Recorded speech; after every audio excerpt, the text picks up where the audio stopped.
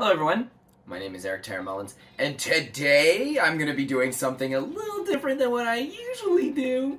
I usually review sweet anime shows and sometimes figures, but I'm going to do a random unboxing because I've never done that before, and I just got my first Hatsune Miku figure ever. Now I bet some of you are wondering, which Hatsune Miku figure... Wait, I misplayed... Which Hatsune Miku figure did he get? This one right here. And away she goes. So, let's check this out. I already undid the main big box, but I didn't actually look inside it yet. I just got rid of all the main papers and stuff. Ooh, there's diamonds and stuff all over it. So yeah, never got a Hatsune. I've never gotten one of these Miku figures before. I know there's hundreds of different ones to choose from, and I've never really, I think her design is cute, but it's not something I ever thought about getting until I saw this one right here. I didn't even look at the front. I don't know if there's a picture there, if it's transparent. It's this one right here, because this one is kind of like a monster girl. Her hair ends up turning into a bunch of paint. Let's get her open.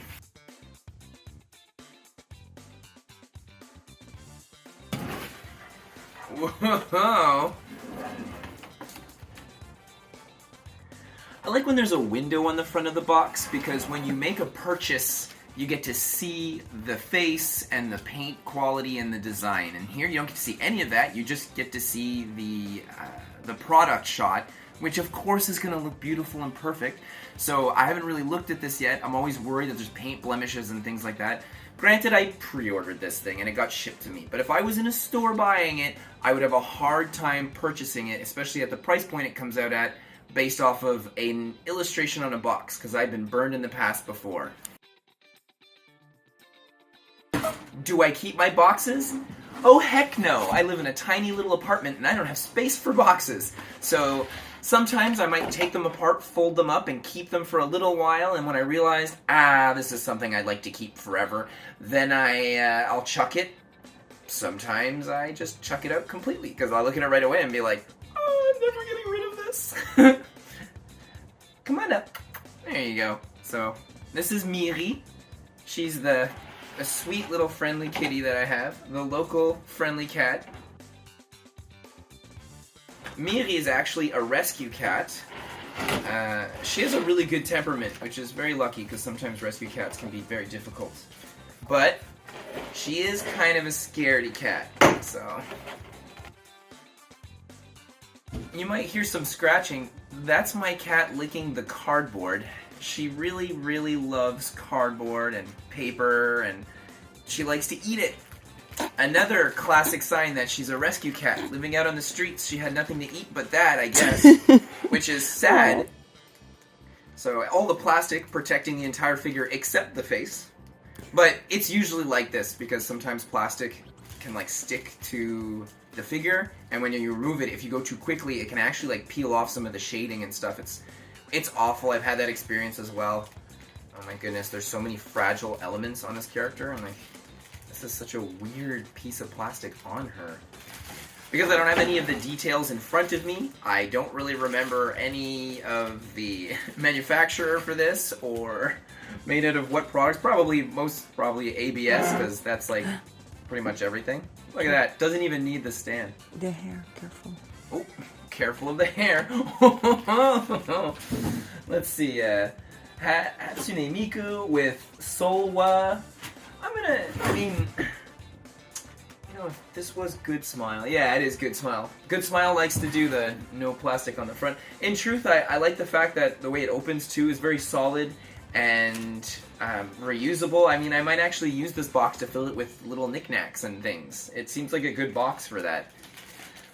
Her base, while usually I hate boring nothing bases that are just plastic, and again, boring nothing bases, this one here is reflective like a rainbow, which looks kind of nice with her.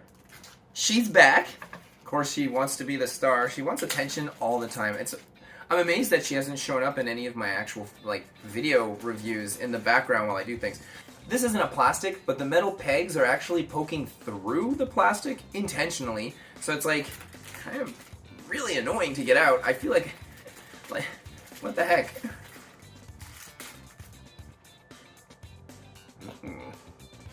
I actually love this reflective base. Looking at it, it kind of looks like some 1980s Gem and the Holograms kind of stuff right here. It's pretty cool. Like, the reflection that it creates is very nice. It's nicer than I expected. The pegs are massive, metal. You know it's going to hold her weight really well, but for real, she's not. She actually does have a little bit of heft, more than I would think for such a tiny figure. But I say tiny, she's actually a pretty big figure too. Hello. Oh, thanks, Miyuki. I love you. All right, so let's take out her hair. Hair number 1. So this is in a nice big piece of plastic as well, with individual wrapped things and tiny little foamies here to protect like the sharp tips, which is very appreciated considering I've had some figures where those tips, they don't survive the shipping or they get oddly bent. I had that happen on an altar figure of all things. I'm going to put that out here. Now let's open up this next one. Man, it's awesome. It almost looks like Spider-Man spider webs or well, I mean, I said originally it's paint. It's made to look like paint. Like so venom. Venom. Attention, the point. The bottom point is Oh, it's straight up in there. Okay. Yeah. Not easy to take out, but I kind of expected that, like, with all these tiny little points of hair everywhere. There's just so much. But yeah, it does look like the Ichor from Venom's symbiote. Now, I'm not sure which one goes where, so let's check this 45-page instruction booklet that was condensed down to a single double-sided page. Oh no, the tape's stuck on the top. No, oh my gosh, and it's super good tape. It's ripping the paper. Rookie mistake. Okay, so here we go. I have this lovely thing here. So, man, they put so much detail. Like, look at under those sneakers. We will not be seeing the under these sneakers ever again. Kind of a shame. They really look, it really looks good though. Alright, so let's see here. How do I know which one's the front? Like, it looks perfectly centered. Oh, man, I hate how they don't explain it. There's a writing. Alright, so this thing says, made in China. So I'm gonna guess that the made in China should go in the back. Wow, that fit in like surprisingly well. I was getting ready for like a bit of a battle here, because sometimes, you know, you try to put your figures in these pegs and they doesn't fit perfectly. It takes like a little bit of muscle. You gotta really push it in good. This one, oh yeah, this one's gonna need a bit of muscle too, but not that much. Like, for real, like it actually slid in there very well, and it's pretty high up in there, so that's pretty nice. And the details on this thing are so stylishly cool. Like, she looks like she comes right out of the game Cyberpunk. Regardless, very nice. Let's see here. So, it's just, apparently there's an A and a B. I don't know if it's written on the pegs. Please be written on the pegs. Come on, just give me that little A. It is not. Alright, these both look very similar to me. Okay, after a quick deliberation and amazing help from my highly intelligent wife, Vicky, I was able, and by I mean she, was able to deduce which hair goes into which one. Now, I looked at the illustration, I really wasn't sure, but then she just grabbed them and lightly put them here and was like, well, if you put it in the other one, then it's going to be going straight up in front of her, which makes total sense. That's big brain right there. Alright, so let's put in this first one. Let's see if this is any kind of struggle. Doesn't seem like the sort of thing you're ever going to want to take out after you put it in. And you gotta be careful where you're putting your hand when putting pressure on this head. I don't want it to damage it. That looks pretty good. Alright, next one. Oh, this one goes in super well. Okay, cool. And here we have Hatsune Miku, the Solwa version. It's so funny how much I didn't even pay attention to any of this. When I had seen this online, it was the first time that I knew it was Miku right away because, you know, there's like a million Miku statues out there. Some are grandiose and a lot of them are very beautiful statues. It's just none of them spoke to me until this Monster Girl painting one where this is just like very cool.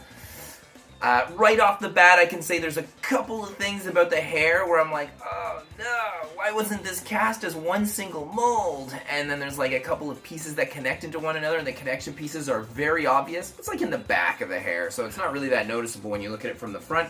And I'm going to be usually looking at her from the front. But the back is very pretty, so, you know, like, it makes sense that, you know, you'd want to see that every now and then. They give you a nice 360 spin that I'm doing manually with my hands. Almost done. Ooh, be sure to like, follow, and subscribe. I don't know how many of these unboxing videos I'm going to be doing, but let me tell you, I'll do a bunch of these random little videos, plus you get to see cute pictures of Miri.